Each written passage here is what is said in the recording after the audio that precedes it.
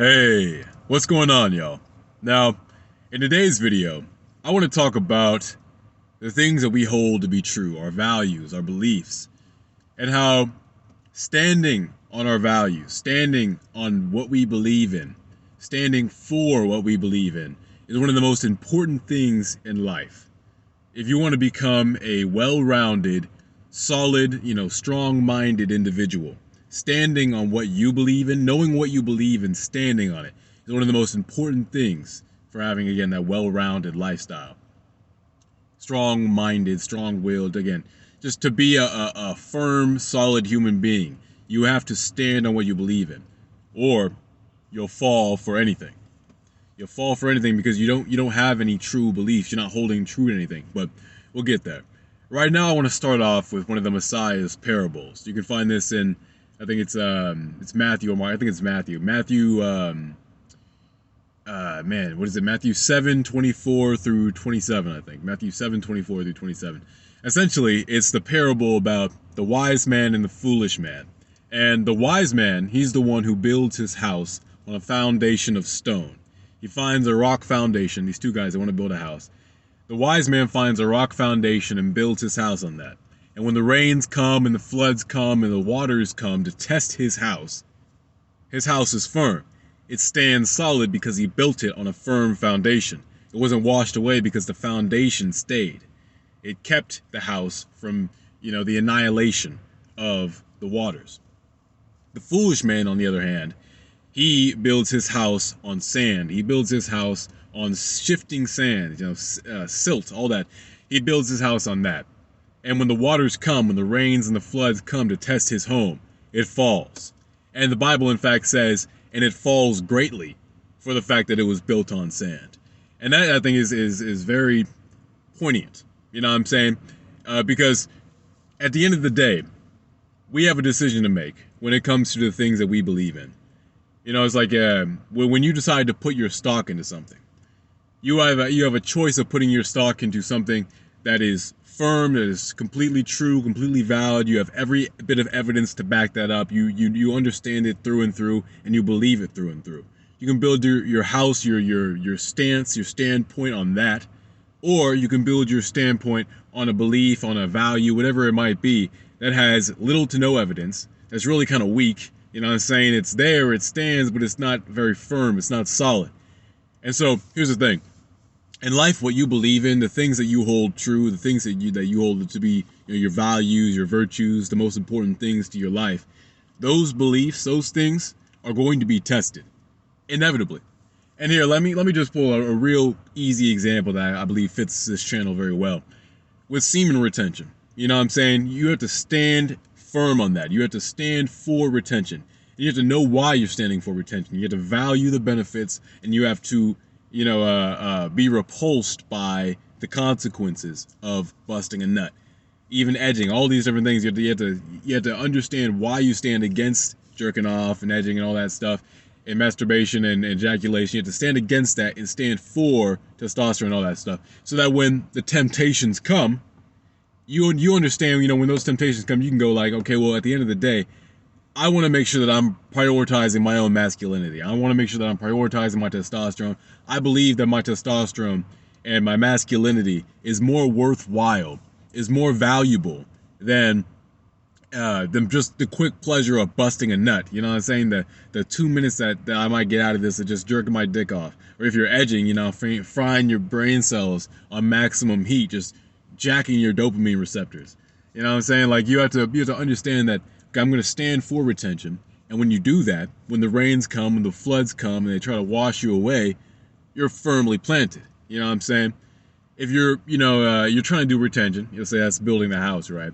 But you don't really know why you want to do retention. You're kind of just like, well, it's like at the end of the day, I'm just trying to make sure I'm getting the most out of my life. I want to make sure that I feel at least a little manly out here.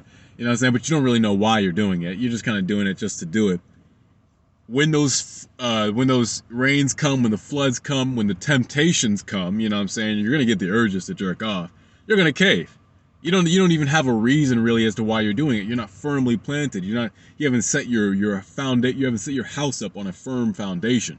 And when you don't do that, you are inviting whatever comes to test you to make your house, whatever you stand on, your stance, fall flat.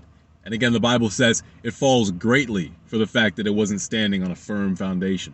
So it's quintessential. It's extraordinarily essential that in life, when we're finding things that we believe in, when we are deciding what we are going to, stand for, that our stance is firm. You know what I'm saying? Our stance is built on something that's solid, that's substantial, that's firm, and again, it's not something that's just going to be washed away. And that, what does this translate to in real life? This translates to something that is well backed, it's credible. You know what I'm saying? It's got good those ethos, I think it is. That's the credibility. I'm pretty sure. Maybe it's pathos. Well, it's got to have substantiated credibility, essentially. And once you find a point like that, you can stand on that firmly, and you don't have to worry about being washed away. Because anytime someone tests you, your house is going to stand. You know what I'm saying? And, I kind of want to go back to the main point of this video, is that if you're not standing for something solid, you will really fall for anything. And so let's take this to somewhere like, something we can all understand, politics, or even something like religion. You know what I'm saying? If you understand why you believe what you believe, you understand it, you know it fully, and someone tests you on your beliefs, you will always be able to, go back and forth, to engage in a reasonable debate with these individuals, because at the end of the day, you know what you stand for, you know how you stand on it, you know why you stand for it, you're going to be able to defend it. When you don't know, let's say you're a Christian, you're a Sunday goer Christian, you know what I'm saying? You go to church every Sunday, you get the word filled in you, and then you kind of just wander and maybe stray away from God a little bit throughout the week. And then Sunday comes and you're, singing those praise and worship songs and you're feeling great. That's how a lot of Christians are. So let's say that happens, right? And then, hey, I'm going to take this to the extreme because it's kind of what I grew up with. And then, so I don't know if any of y'all have read Revelations, but there's, at the end, it talks about the rapture happening and the 666, and essentially the Christians that are still here after that rapture, they're going to be tested.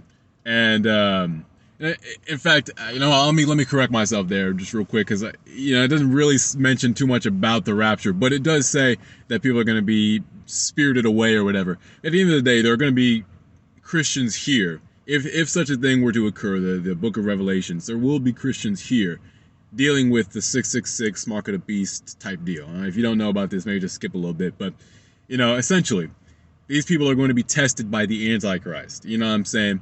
And if they don't stand firm for God, if they're not firmly standing, if they don't know what they believe, they're not willing to die for God, you know what I'm saying? Because you have to live for what you believe in, but are you willing to die for it too? You know what I'm saying?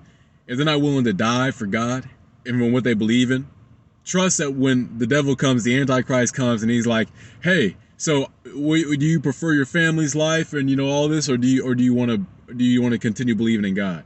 You know what I'm saying? And trust that most of these people are gonna be like, I want my life, I want my family's life, I want. You know what I'm saying? Just like with the vaccines. You know what I'm saying? It's literally just like that.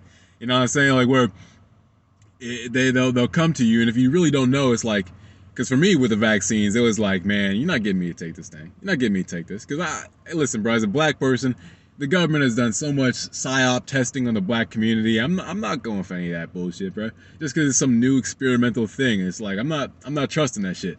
But at the end of the day, the government is not your best friend. It's not out to help you, to protect you, whatever.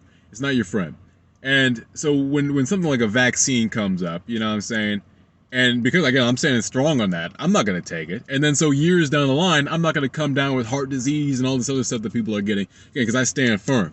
But most people out here, they're going to be, subjected to peer pressure. Again, they're going to fall for all these different influences, to the propaganda that they're seeing all these ads talking about, go get a vaccine, it's the best thing ever for you. You know what I'm saying? Like, they're going to fall for all that. And it might even be just really light pushing. It could just be your family telling you, hey, you really should do this. You really should do this like us.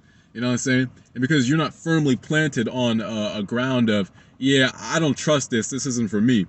You're going to get swept away. And you're going to fall greatly for that. Again, in those years, bro, when people are starting to deal with the ramifications of having gotten this vaccine, you're going to be one of those motherfuckers that is struggling. Ideally not. But again, if you're not standing for your truth, and your truth ideally is going to be not taking that vaccine, not accepting the mark of the beast, not going down the path that is against what is right, essentially.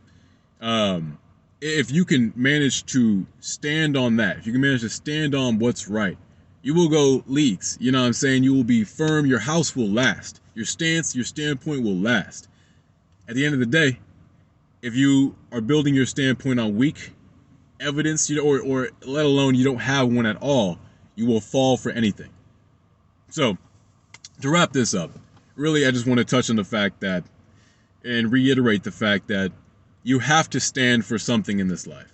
You have to figure out what you believe in. You have to find what you value.